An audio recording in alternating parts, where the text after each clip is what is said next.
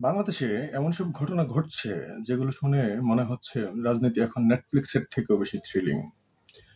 গত ৪৮ ঘন্টায় কোর্ট, সেনাবাহিনী আর স্যার ইউনূস সবাই যেন একসাথে একই নাটকে হাজির।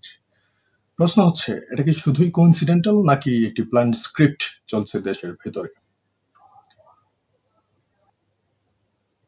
চলুন শুরুতেই দেখি ২ দিনে কি কি ঘটল। প্রথম ঘটনা, কোর্টে একটা গুরুত্বপূর্ণ হিয়ারিং হওয়ার কথা ছিল, কিন্তু সেটাকে ৩ বার পিছিয়ে দেওয়া হলো।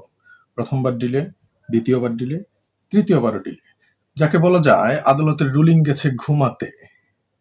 দ্বিতীয় ঘটনা, ডক্টর ইউনূসের সঙ্গে হঠাৎ করে দেশের সব বড় বড় দল দেখা করছে।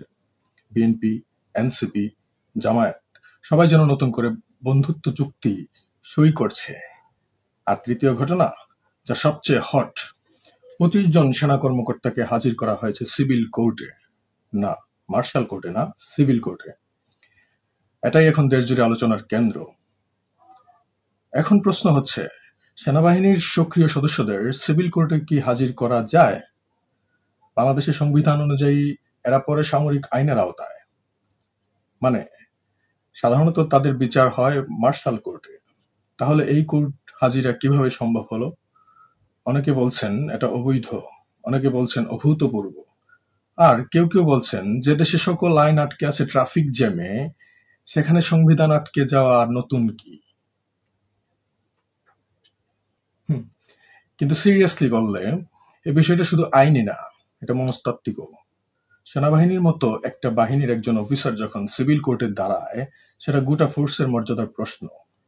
আর্মির ভিতরে যে শৃঙ্খলা, সেটা যদি কোর্ট রুমে গিয়ে ভেঙে পড়ে, তাহলে বাইরে কে দাঁড়াবে দেশের জন্য? এদিকে ডক্টর ইউনূসের সঙ্গে বিএনপি, এনসিপি, জামায়াত সবাই দেখা করছে। এখন এই দেখা করার মানে কি? রাজনীতি সামান্য একটু বুঝলেই বোঝা যায়। চা খেতে আসা বলে যেসব মিটিং হয়, সেখানে আসলে চা না, চিনির ভাগাভাগি নিয়ে কথা হয়।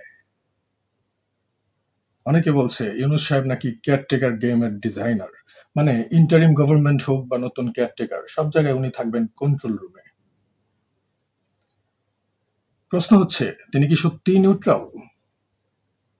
কারণ একই সময়ে আওয়ামী লীগ ব্যান থাকছে, অথচ বিএনপি আর জামায়াত রেডি হচ্ছে নির্বাচনে। এটা তো বেশ অসম একখানা ম্যাচ। বাংলাদেশের রাজনীতি এখন ঠিক ফুটবল ম্যাচের মতো। রেফারি যদি এক দলের জার্সি পরে নামে মাঠে, তাহলে খেলা কেমন হবে আপনারাই বলুন।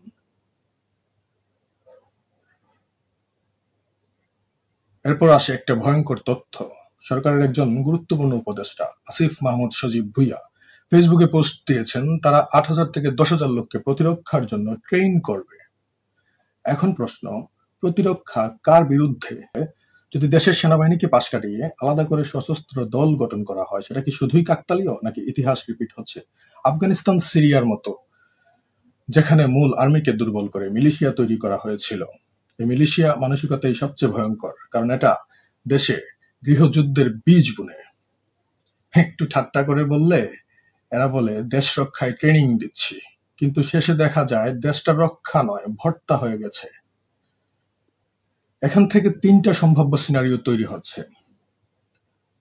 সিনারিও নাম্বার ১, কোর্টে সেনা হাজিরার মতো ঘটনাগুলো যদি চলতে থাকে, তাহলে আর্মির মর্যাদা প্রশ্নবিদ্ধ হবে।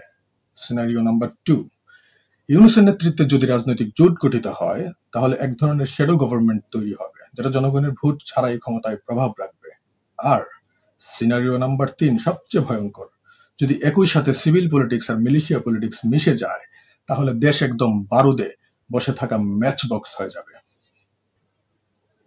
তাহলে এখন প্রশ্ন, এইসব নাটকের শেষ কোথায়? দেশটা কি সত্যি যাচ্ছে একটা বড় সংঘাতের দিকে, নাকি আমরা এখনো সময় মতো ঘুম থেকে উঠতে পারবো? আমি বলবো, এখনো সময় আছে।